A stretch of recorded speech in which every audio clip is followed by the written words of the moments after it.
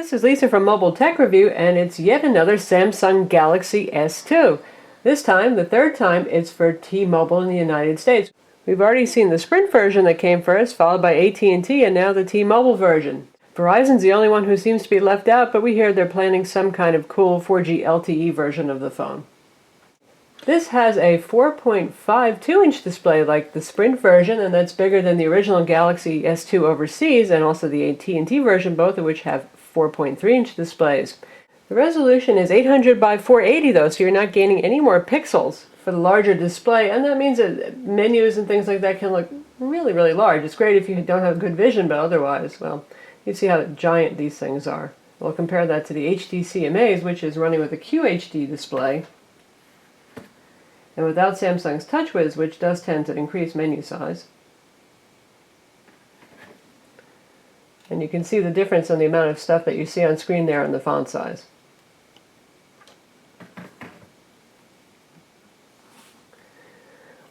Unlike the original Galaxy S2 and all the variants so far, this is running on a 1.5 GHz dual-core Snapdragon 3rd generation CPU with the Adreno 220 graphics. That might be a bit of a disappointment compared to the Samsung Exynos CPU that's been used on the other Galaxies, because that's benchmarked faster than any other smartphone CPU so far. We're talking about 30% faster. Most dual-core Tegra 1 GHz phones, for example, benchmark around 2,000, sometimes as high as 2,200 or 2,400, and the Exynos goes, about 3,300. Wow. Happily, the Snapdragon is no slouch here, though. We've been benchmarking it at about 2736, which is not so far off from the HD CMAs, which was about 2650, and 80 points doesn't really make that much of a difference. And the Amaze is also running that 1.5 gigahertz CPU, so it certainly is a top performer. In terms of battery life, the Exynos could be a little hard on the battery, though with recent firmware as things have improved. This seems to be running at about the same, which is to say not so bad. The American versions of the Galaxy S2 with the Exynos have been reasonably good performers in terms of battery life, and this one's doing okay as well. It is a big, powerful phone, and that means you're probably going to charge this guy every night with moderate use, but you will at least make it through the day. Let's take a look around. You've got the usual capacitive front buttons here, and I find this to be the most aesthetically pleasing among the Galaxies that we've seen in the US. I like the curved sides here. Got the chrome here, which does show fingerprints. What can you do? And then the back, which is still plastic, but it's got a complex curve to it, some texture, and the little signature hump that we used to see on last generation Galaxies. That's your speaker back here, your 8 megapixel camera that can shoot 1080p videos up here. Headphone jack up top, good place for it. Power button, typical for Samsungs, on the side. Opposing the volume button, so if you squeeze one, you're going to squeeze the other by accident. Be careful of that. There is a mic up here and a mic down here for noise canceling, though we didn't find the noise canceling super duper impressive on this phone. Got your micro USB port back here, and underneath the battery door, which rips off from this little pull tab corner,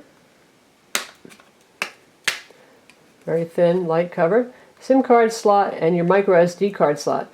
A card is not included because the phone has 16 gigs of internal storage, and they figured that's probably plenty enough to get you started, but obviously you can use card in there. The back doesn't have any interesting apparatus on or anything like that, but it is an NFC-capable phone, and in fact there's a setting for NFC, just like with the Amaze, under wireless settings. What can you do with it right now? Not so much. Anything, but in the future, who knows. Now we're comparing it to the Sprint version, which is the Samsung Galaxy S2 Epic 4G Touch, long name there. And difference in wallpaper makes the brightness seem a little bit different, but they're fairly similar. The Sprint version has different mode settings, just like the Galaxy Tab tablets, and you can select standard mode, video mode rather, and vivid mode, whereas the T-Mobile version and the AT&T versions don't have that. And to my eye, I would say it's permanently set to vivid because those colors are super unnaturally zingy. But they're about the same size, and they both have 4.52-inch displays, that's why.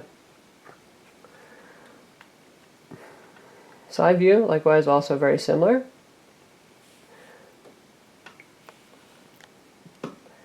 Back view, this one has the rigid hard plastic down here.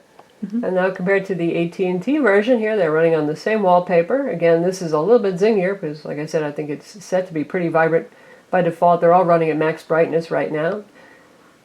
And the AT&T is a little bit smaller because it has a 4.3-inch display, but honestly, the size difference between these two is not very much. And even in terms of the screen, you can see the screens side by side here. 4.3 versus 4.5, not a huge difference there, but slightly more pocketable. And here's the difference in terms of the back view. I think the T-Mobile version is actually more attractive looking, to be honest, but looks are subjective. Reception on the phone is pretty much average by T-Mobile standards, and this is an HSPA plus 42 meg per second phone, just like the Amaze. It's the two phones right now currently that offer that, or will offer that on October 12th when they're released. And that doesn't mean you're going to get 42 megs down. Obviously, just like with the 14.4 phones, you usually don't get a full 14.4, but on average, we've been seeing about 12, 13 megs down. Now, granted, the network's not too crowded right now, but devices are taking advantage of that, and it probably will bring down network speed some. But so that's certainly a lot faster than T-Mobile's other phones right now in terms of data download speeds. Call quality is very good for outgoing calls. Incoming calls, it's good. It's not fantastic, though. It sounded a little bit muted to me on incoming calls. Volume was okay, but could have had a little bit more clarity. Not terrible, but not the best that I've heard. And you get a big on-screen dialer here. Certainly very easy to use with quick access to your voicemail right here and the usual Google favorites, contacts, call log kind of thing. And when you're in call, you'll have on-screen buttons to mute your call and so on, transfer to a Bluetooth headset. In terms of software on here, you see we have Netflix preloaded. Yes, Netflix works on all Android phones these days that are running Gingerbread 2.3. And we've got Samsung's Media Hub here for video purchase and rental for movies. T-Mobile TV, we're going to take a look at it in a minute. They actually call this T-Mobile TV HD. It's $13 a month for streaming and on-demand TV content. And you can see we've got AllShare, which is a DLNA application. Asphalt 6 got a demo version of the game included. Bleo is also there. Some T-Mobile stuff. Adobe Flash Player 11 downloaded as soon as we boot up the phone and logged into the Android market. You got Google Books on board as well. The bonus apps is just a selection of apps that T-Mobile has picked that they think are pretty good, and they are generally free apps that you can download. Standard Android apps are here, the YouTube player, gallery, of course, the WebKit web browser, email, Gmail. Lookout Security is loaded for those of you who are fearing viruses and the like. And in addition to Google Maps and navigation, we have Telenav as well, which is a pay-for service that runs $10 a month for spoken turn-by-turn directions. Polaris Office is included. It's a full version that can both view, edit, and create.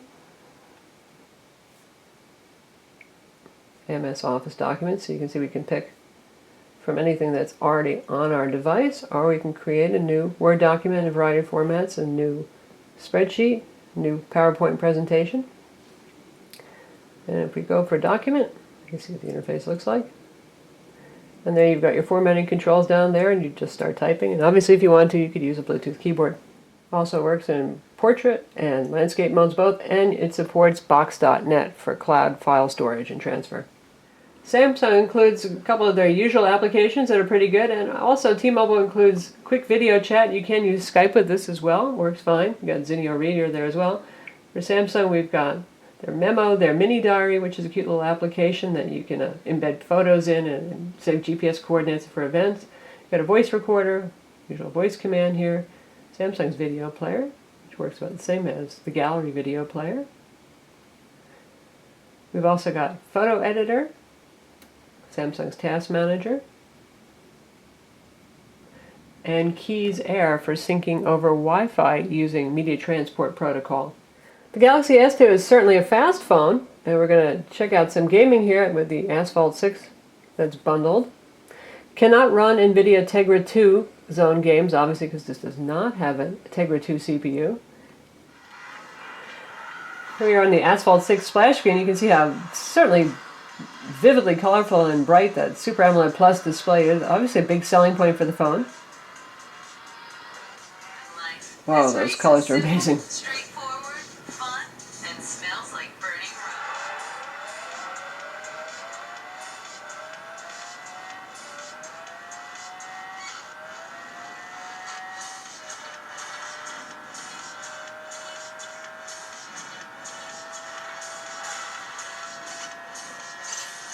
certainly plays very smoothly. Accelerometer control is a little bit twitchy compared to some phones, but it's also a big phone to be moving around, so you're getting that pivot thing happening.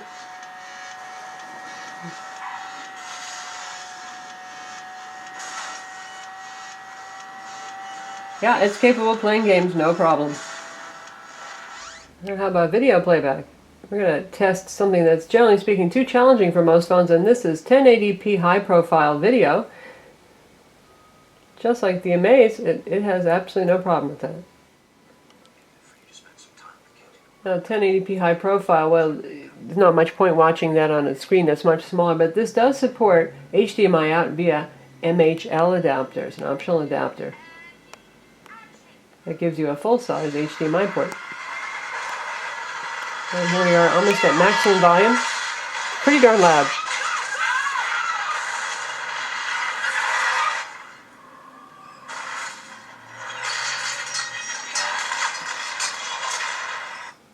So score 1 for Multimedia.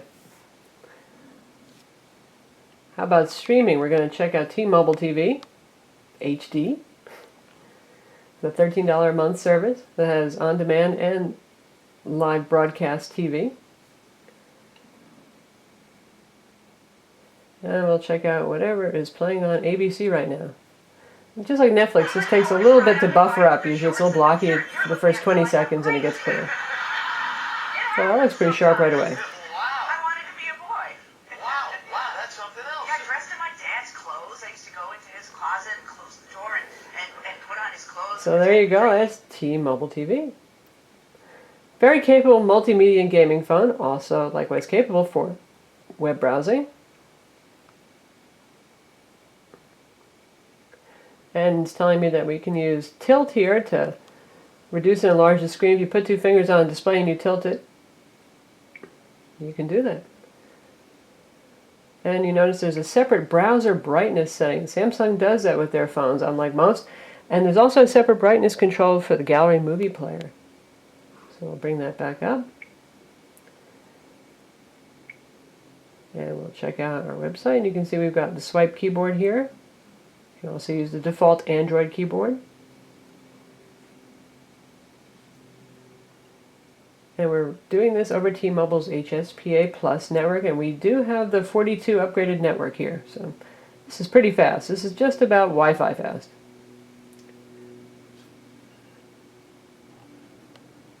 Scrolls smoothly. Handling flash adds no problem. Pinch zooming. Very capable. And now we'll check out Adobe Flash video playback using the web browser rather than the mobile flash player.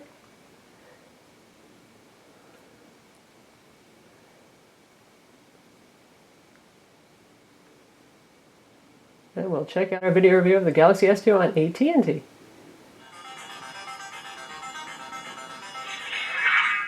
And after a little buffering up, there it is. And we'll try to pop it out to full screen.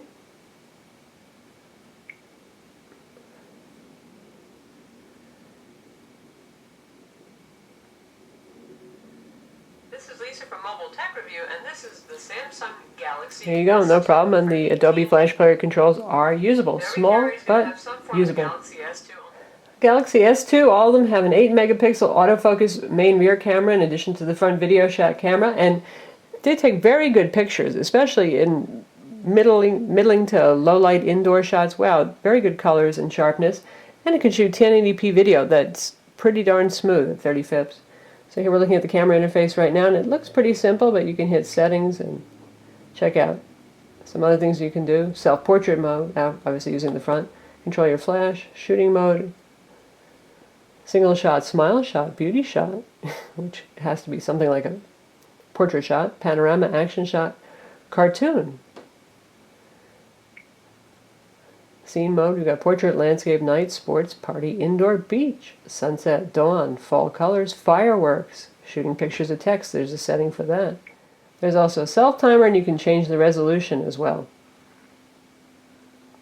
And if you want to switch between camera and video mode, just swipe right there, and you can turn the flash on and off. Again, there's a timer mode. You've got flash control, recording mode, which is set to normal right now. You can limit it for SMS or do a self-recording. Set your exposure. White balance, video quality, currently set to super fine. There you go. If we switch back to camera mode, you can see how quick the focus is. You can also move the focus point around using your finger. And then, very fast shoot and focus with the Galaxy S2 cameras. The phone has Wi-Fi, 802.11bgn, Bluetooth, and a GPS. GPS worked just fine in our tests with quick fixes, no problems there.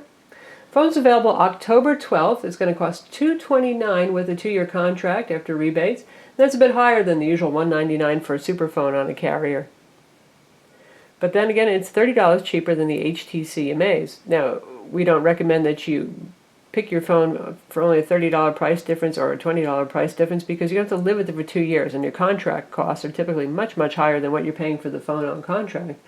But it is a hard choice between this and the Amaze, and you're going to have to watch our Smackdown to see which one you might want to prefer.